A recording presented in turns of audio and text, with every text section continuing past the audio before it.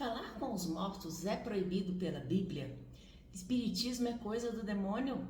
Eu sou Ariane, psiquiatra espírita, e você está no Incorporando, onde falamos tudo sobre mediunidade, tudo mesmo. E hoje o nosso tema é mediunidade e espiritismo na Bíblia. Muita gente fala para mim que não existe isso na Bíblia. Mas se você tiver os olhos sem preconceito, aqueles olhos de ver, você vai ver que muitas passagens na Bíblia falam de mediunidade, falam de reencarnação e de diversas outras situações que o Espiritismo vem trazer depois. E hoje eu vou trazer alguns exemplos para vocês e explicar um pouquinho sobre a visão do Espiritismo nesses termos. Eu vou deixar todas as referências aqui na descrição, tanto dos trechos que eu vou citar da Bíblia, como alguns outros que eu não vou citar, e também dos livros espíritas que eu utilizei para falar aqui para vocês, tá bom? Então vamos lá para o nosso vídeo. E a gente vai começar falando como que surgiu a mediunidade entre os hebreus, que depois entre os judeus. Naquela época eles eram chamados de oráculos, profetas, e esses médiuns falavam diversas coisas. É claro que haviam os profetas que recebiam a espiritualidade superior e que levavam a coisa muito a sério. Inclusive eles constam na Bíblia como vários aí que vocês podem ver. Mas também existiam vários outros adivinhos que previam coisas boas por dinheiro, como hoje nós temos aí alguns aproveitadores da boa vontade do povo, que preocupado com coisas do dia a dia, procurava esses adivinhos, muitas vezes para coisas mundanas que não iam levar a lugar nenhum. Assim como hoje tem gente que procura, o pessoal que joga búzios, tarô, as cartomantes para trazer a pessoa amada. Já viram esses cartazes por aí? E para ver quais são os números da Mega Sena e outras coisas que estão muito ligadas ao plano material. E é claro que algumas dessas pessoas realmente têm mediunidade e vão acertar naquilo que elas dizem, o que não quer dizer que elas estejam bem assessoradas, porque os espíritos superiores, eles não se prestariam a isso. Vocês conseguem imaginar aqui um espírito de alta envergadura falando para você os números da Mega Sena? Isso não vai acontecer. São espíritos brincalhões ou espíritos que estão ali querendo ver o pau comer, literalmente, ou querendo que aquele médium se projete para que ele ganhe dinheiro e que com isso eles tenham fama, ou mesmo brincando. Pode ser que eles acertem? Sim, porque eles têm capacidade de entrar em lugares que você não pode, de bisbilhotar por aí muitas coisas, e eles acabam sim tendo informações que você aqui não tem, mas que eles podem ver e trazem isso como se fosse uma grande novidade. E aí você acredita naquele médium que está prevendo coisas boas para você e você volta e continua dando dinheiro para ele e se envolvendo nessa energia de baixa vibração que eles trazem. Contra isso, o espiritismo também é até hoje. E é por isso que lá na Bíblia, Moisés em Deuteronômio proibiu que se falasse com os mortos, porque as pessoas naquele tempo, era ainda a infância da humanidade, o pessoal era muito mais rude que hoje, muito mais ignorante dos perigos que existiam desse contato com a espiritualidade mais densa. E, é claro, eram muito explorados pelos espertinhos que previam essas coisas. E Moisés, preocupado com essa questão do povo, proíbe a mediunidade como um todo. Mas lembrando que o próprio Moisés era um profeta e exercia a mediunidade.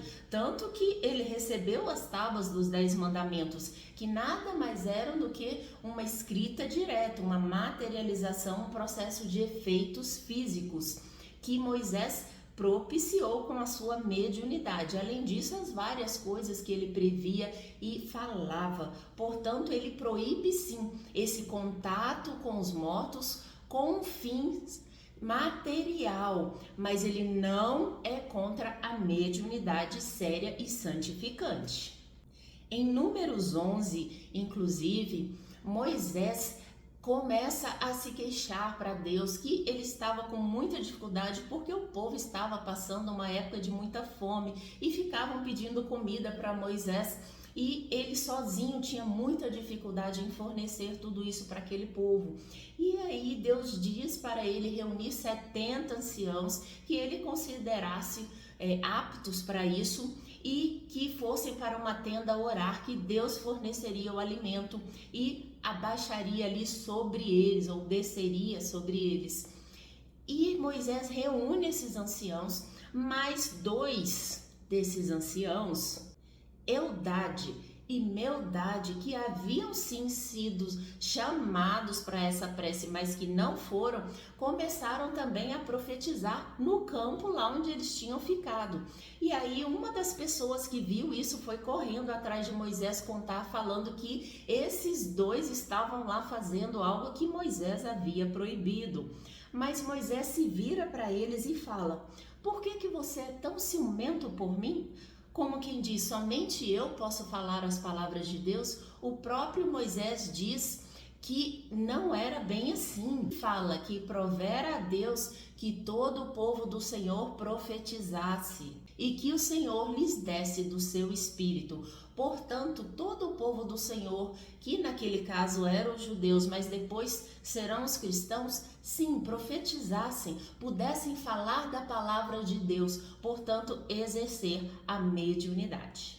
E quando Jesus vem, 1300 anos depois, encontra uma humanidade um pouco mais preparada para receber a palavra de Deus e para entender como que se processava a mediunidade e tratá-la de forma mais responsável. Jesus vem afirmar, ensinar e inclusive exemplificar a mediunidade, porque o que ele faz? Ele conversa e expulsa demônios, ele cura os doentes, ele profetiza e inclusive ele faz um processo de transfiguração no Monte Tabor. Quem é que lembra de quando o Cristo chama apenas 3 dos seus apóstolos, João, Pedro e Tiago, e sobe ao Monte Tabor e lá em oração ele se transfigura praticamente em luz e ali se materializam Elias e Moisés. Olha o Moisés aí de novo, que tinha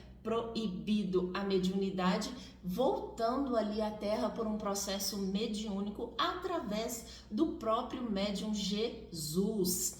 E ali Jesus comprova para nós quanto que a mediunidade pode e deve ser utilizada para o bem, de uma forma correta, justa, e é claro que nós teríamos que ter o conhecimento, e quando a gente tem conhecimento e alguma habilidade, nós também temos a responsabilidade de atuarmos de forma correta para o bem. Mas é claro, seremos chamados à responsabilidade perante todos os atos mediúnicos. Emmanuel vai nos trazer no livro Caminho, Verdade e Vida que desde a transfiguração do Cristo, a humanidade se tornou digna de fazer este contato com a espiritualidade. A partir de então, os cristãos se reuniriam e fariam preces em conjunto para receber e fazer esse intercâmbio entre a espiritualidade superior nos verdadeiros banquetes espirituais que nós temos a possibilidade de atingir hoje em dia.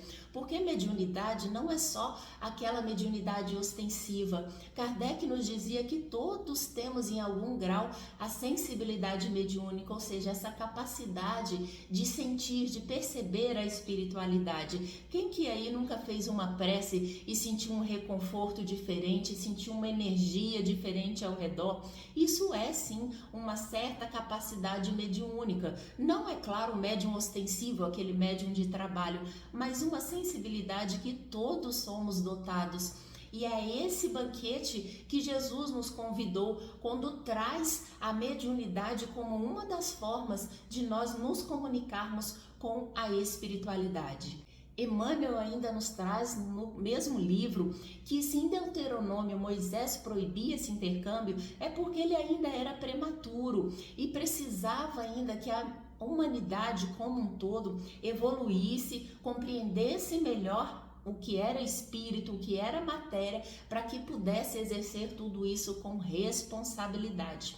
Inclusive, ele cita as leis de Moisés como eram duras, olho por olho, dente por dente, e Jesus vem nos trazer o amor incondicional, trazendo em novos parâmetros, novos paradigmas, para que nós pudéssemos nos guiar de forma mais correta, de forma mais ampla. Um dos maiores exemplos que nós temos de mediunidade está em Pentecostes, aquele trecho em que 50 dias após a Páscoa, os apóstolos se encontravam reunidos em oração. Então eles ouvem um grande estrondo e línguas de fogo chegam até eles. Na verdade, essas línguas de fogo nada mais eram do que espíritos que apareciam ali em forma de luz e baixavam, ou como vocês queiram na terminologia atual, faziam a psicofonia. Os médiuns davam passividade ou a incorporação, que não é muito o termo mais correto, mas muitas pessoas entendem assim.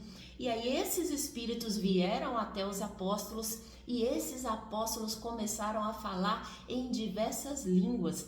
Naquele momento de comemoração, vários povos de línguas diferentes haviam ido até a cidade por conta dos festejos, e ali os apóstolos falaram na língua de cada um. O que isso simboliza para a gente? Que o evangelho deveria ser pregado a todos indistintamente, indiferente de língua, de cultura e de qualquer postura que esses indivíduos tinham. E Pedro começa a falar sobre Jesus e sobre a responsabilidade dos novos cristãos. Ali é dito que mais de 3.000 pessoas se converteram ao cristianismo através deste processo de xenoglossia, que é você falar em uma língua estrangeira. E aqui vai um detalhe para vocês do espiritismo. O médium só consegue falar algo que ele conhece. Portanto, aqueles apóstolos que falavam em línguas diferentes tinham conhecimento daquelas línguas, mesmo que não na reencarnação atual, em alguma passada, para que eles pudessem traduzir corretamente o pensamento daqueles espíritos que tinham vindo até ali para conversar sobre o Cristo com os irmãos que ali se encontravam e realizar essa conversão em massa, além de uma grande mostra do poder que a mediunidade tem de trazer a boa nova de uma forma muito mais viva e mais real, mais palpável para as pessoas que se encontram aqui neste plano. E um outro trecho que nós temos é o trecho de Paulo em Coríntios 1, em que ele nos fala das diversidades dos dons, mas que mesmo tendo vários dons, havia somente um Espírito. Inclusive ele coloca esse Espírito em letra maiúscula, porque significaria Deus, ou seja, o Espírito, não é qualquer Espírito. E ele também fala das diversidades de dons, de serviços que nós podemos ter, mas que somente há um Senhor. Ou seja, médiuns há de diversas formas, de diversas habilidades, de diversos tipos, conscientes, inconscientes e diversos serviços, diversos trabalhos na obra do Senhor, e que nós poderíamos todos nos dedicarmos a qualquer um deles, desde que estivéssemos cientes de que há apenas um único Deus e um único Senhor. E há muitas outras passagens, eu ficaria aqui horas falando para vocês, mas se vocês lerem com cuidado, se vocês lerem percebendo a espiritualidade, vocês vão reparar muitas passagens na Bíblia em que as questões do espiritismo aparecem. E às vezes com outra linguagem, com uma forma mais bruta, porque o povo não sabia descrever, não tinha vocabulário para as atitudes da mediunidade como nós temos hoje. Kardec nos trouxe muitos novos termos, o próprio Chico Xavier trouxe ainda mais termos, e com certeza com a evolução do magnetismo, da física, nós teremos ainda mais termos, para podermos explicar o que a espiritualidade tem dificuldade hoje em nos trazer por falta mesmo de vocabulário e de conhecimento nosso. E se você gostou aqui do vídeo, nós temos essa playlist que fala sobre mediunidade, nós temos a playlist Loucura ou Sanidade e também a playlist Vida de Médium, onde eu falo sobre os meus causos pessoais como médium, como psiquiatra espírita. Se você gostou, curte, compartilha. Ficou com alguma dúvida? Comenta aqui embaixo que eu sempre respondo vocês. E me sigam nas redes de vídeo curto, é também @Sentindo Espiritismo. Eu aguardo todos vocês, aqui tem vídeo toda semana, acompanhem. Um beijo!